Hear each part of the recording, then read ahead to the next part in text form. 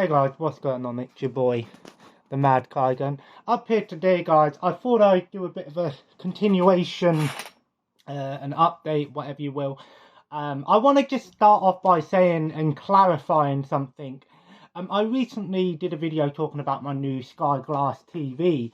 Now, obviously, that was my first impressions video. There are a few things I want to clarify before I move on and talk about the rest of the stuff, but the first thing you need to know, guys, is I'm not actually sponsored or paid by Sky or anything like that. Whenever I get new stuff in and I do reviews, first impressions, even when I do my, my just stream or not just stream videos, I don't want people to think that I'm sponsored in any way or, I've been told to give praise. Whenever I get any new hardware, software, or anything, I will always give an unbiased opinion and my personal opinion on something. If something is awesome, then I'm going to let you know it's awesome. But if there's some issues and, if it's not great, I will tell you that, even if someone gave me something and go, oh, do a review on this, please. That doesn't necessarily mean it's going to be good. You know what I mean? I will tell you straight off the bat, and I'll level with you guys. Do you know what I mean? I've never done a sponsored video on my channel ever. I've never been sponsored by anyone. If that ever came along, then I'd let you know that the video was sponsored, and I just wanted to clarify that. So don't be thinking, oh yeah, I gave the Sky Glass a lot of praise because I want Sky to paid me to do this to get more customers. I don't work for Sky or anything like that. This is my first Sky product I've ever got. And to be honest, it'll probably be the last Sky product I ever get. Not because I have anything against Sky, but just because I don't see the need to get one. So I need to clarify something with the Sky Glass. Now, I may have mentioned it, but I can't remember if I did. The thing is this TV is a very impressive piece of hardware and technology in the sense of what it does, but there are a few things that can be a bit of a problem when you think about it. So like I said, how Sky and cable TV works is, with Sky, I remember you needed a satellite dish, and they would, you would have a satellite dish, so cable TV essentially, to watch live TV. You couldn't watch, these live channels without the, the dish. And Virgin use a similar thing, but they use a coaxial cable which connects to your phone line, which is connected to your internet. So the thing is, you can't actually watch live TV on Sky if you're not connected to the broadband. Now, I believe that's true. I could be wrong, but I think that is the case. And that's where a lot of people have made complaints about it, is that you can't do it. But you have to bear in mind, this TV doesn't have any external cables. It's not connected to an aerial. It's not connected to a satellite. I believe you can do some stuff like that. It is possible to watch live TV without being connected to the internet. It is possible to do it. But me personally, I think live TV is shit. I don't watch live TV anymore. There's no point. The only time I ever have live TV on is if I'm on holiday and, I'll just have it on in the background or something. I love the idea of being able to watch stuff whenever I want, whether that is a physical version or a streaming service, because you can just do it whenever you want and watch whatever episode you want if they're available. Do you know what I mean? So that could be essentially an issue. Now, I have encountered a couple of issues with this Sky TV. Now, it's only happened once. Now, a lot of the complaints that I've seen on Facebook and other, comments on it is that the people are getting a lot of blurry issues and stuff like that. Now, Sky do say if you want the 4K Ultra HD, you need to be streaming getting at least 25 MBS. Now, my internet is roughly anywhere between 150 MBS to 300 MBS. Now, I'm on the 1 GB Ultimate Fiber, super fast Virgin internet. So I'm pretty decent, but I've seen Sky broadband, I think I think Sky Broadband's roughly anywhere from 56 to 90 something Mbps. Bear in mind, if you've got other people in the house using things connected to the internet, that's probably why. And I think that's the issue that Sky have is a lot of people think that, you know, I'll go with the Sky Broadband, get it all in one. But, you know, I think that's the issue.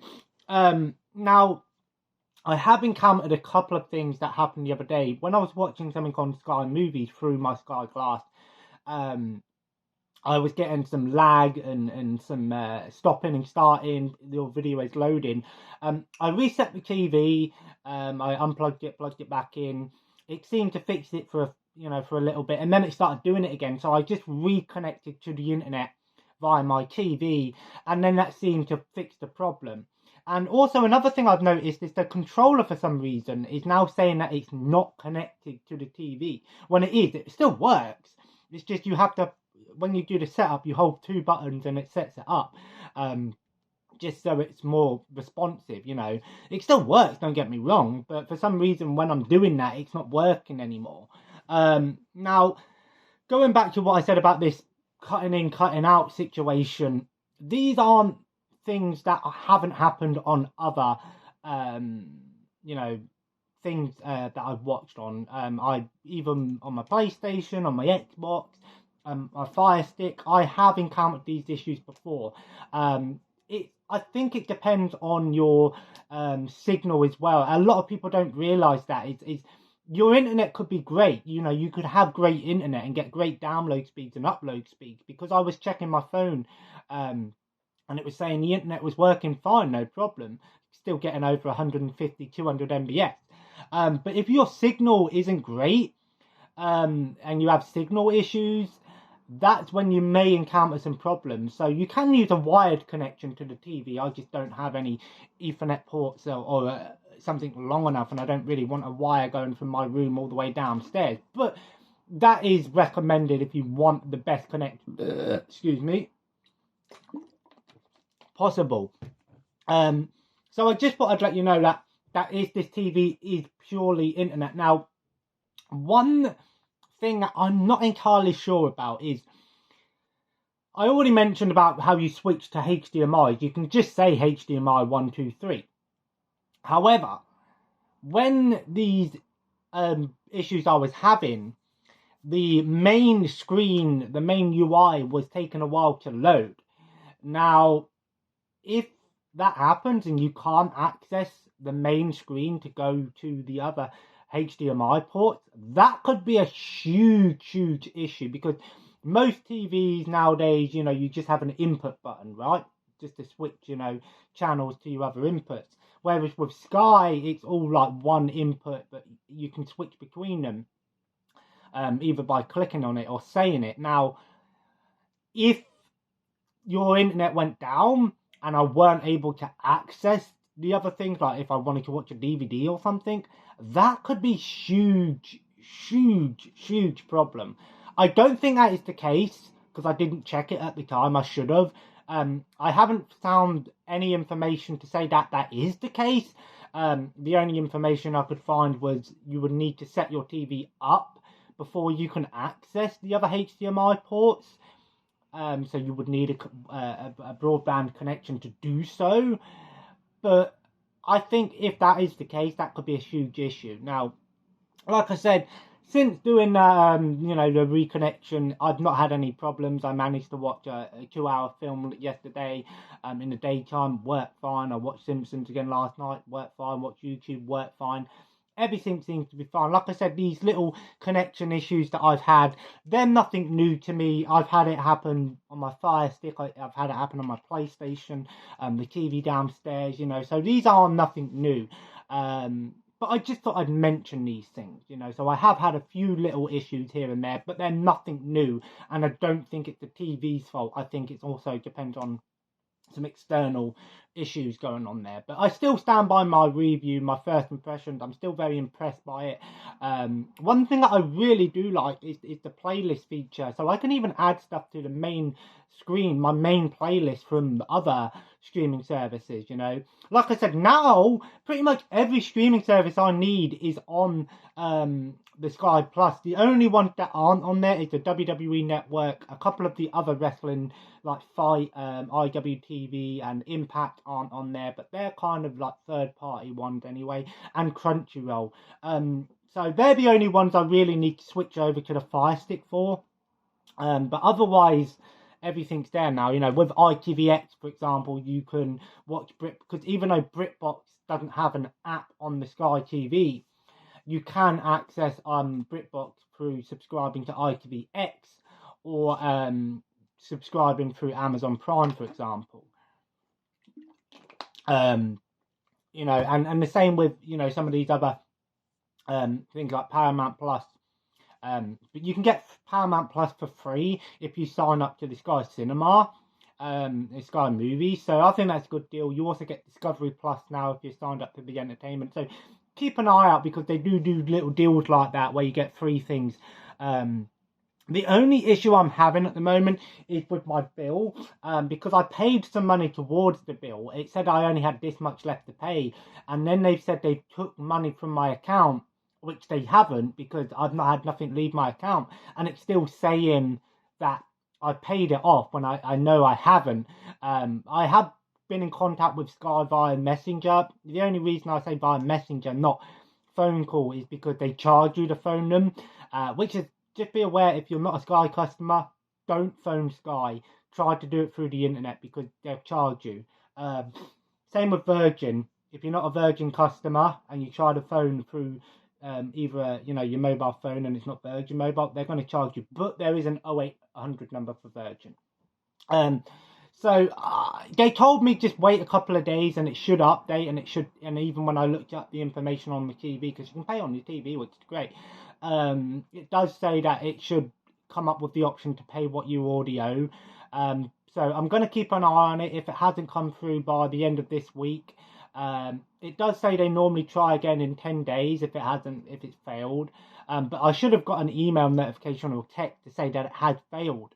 So that's the only thing I'm a little bit concerned about, and I'm hoping I don't get any extra charges and stuff like that. If I do, I'll be phoning them up and just say to them, look, you know, I queried this to begin with, and I was told this was what it was going to be. So, but I digress. You know, that's not that's something different.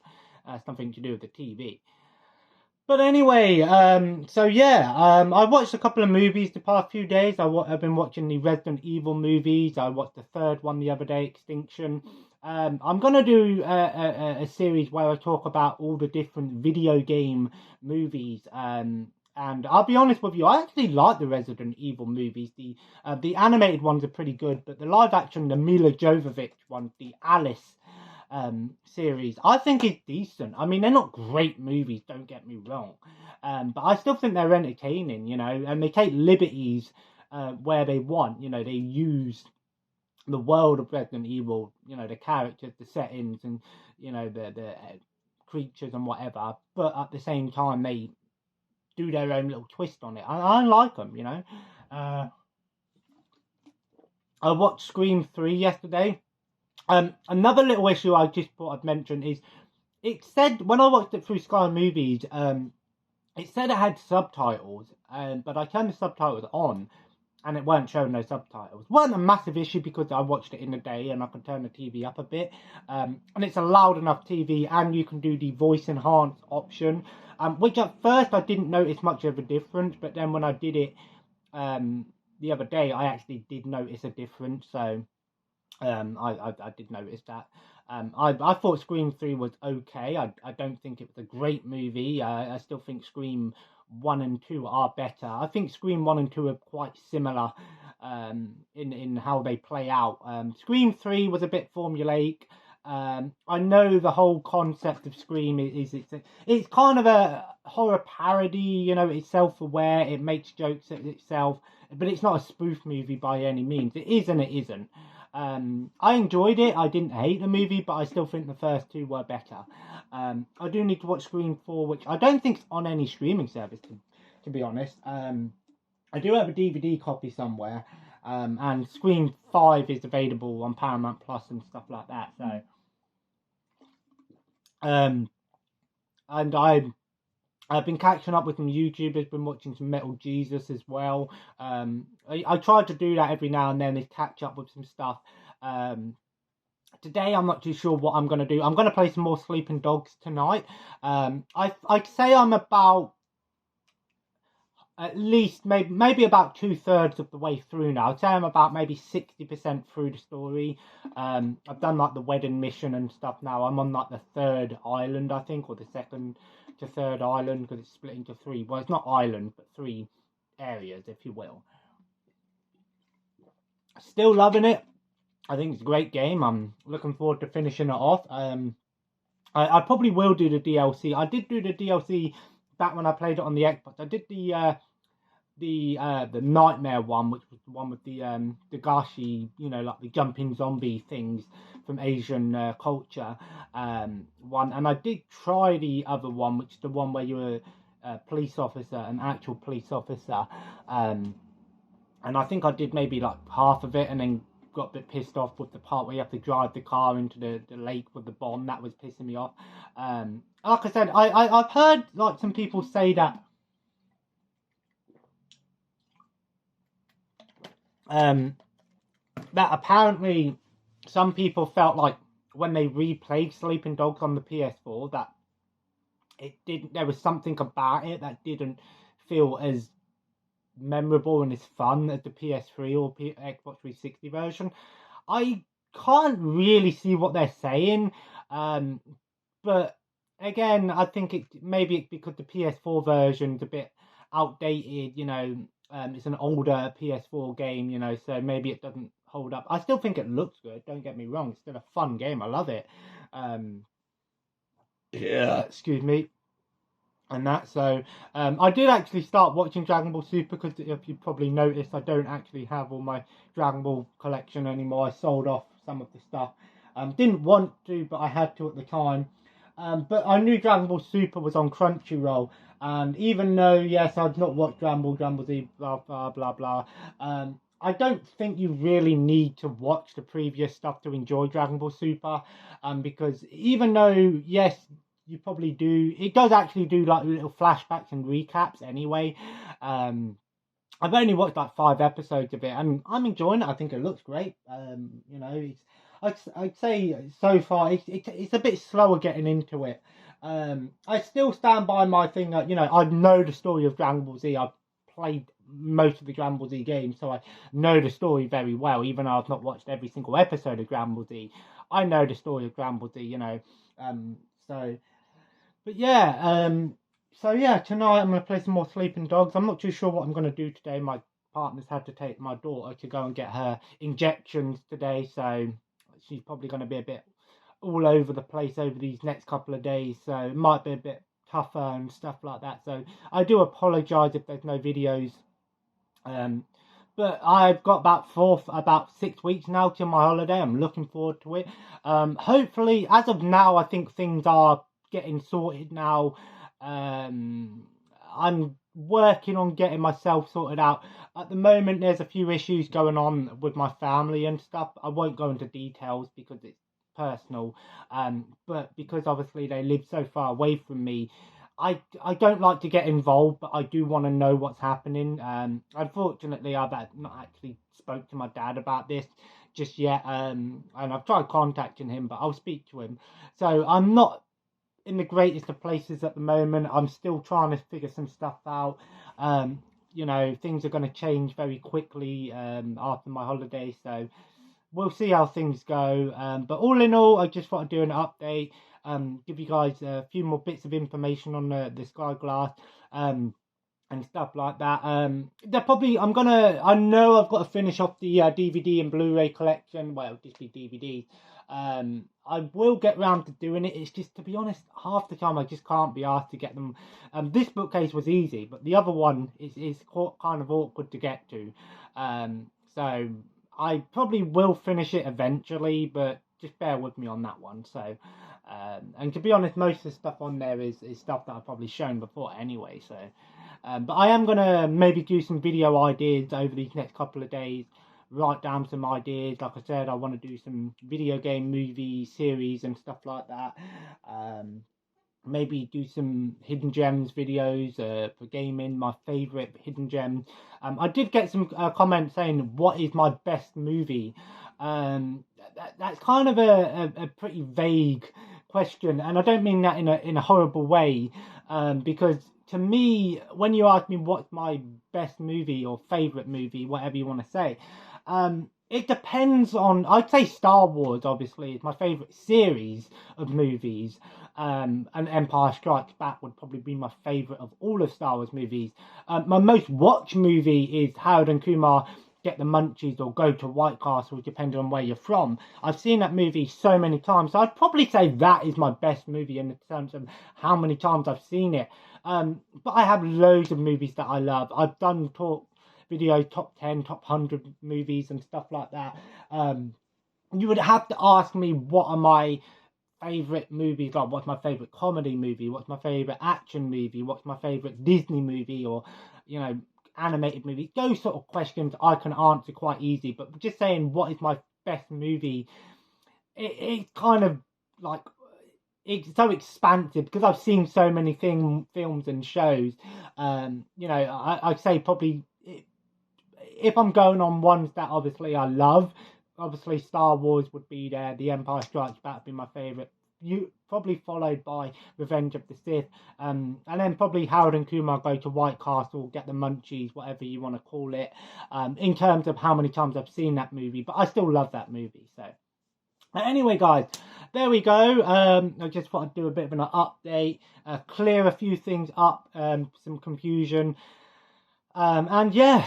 But if you enjoyed this video, feel free to leave a like, and of course comment below, let me know what you've been up to recently.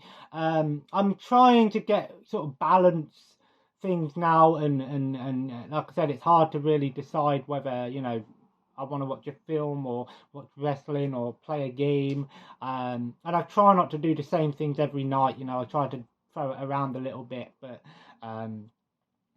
so, and as always, guys, subscribe if you haven't already and join the family. Follow me on Twitter and Instagram at The Mad Tiger, and have a nice day. Take care, and bye-bye.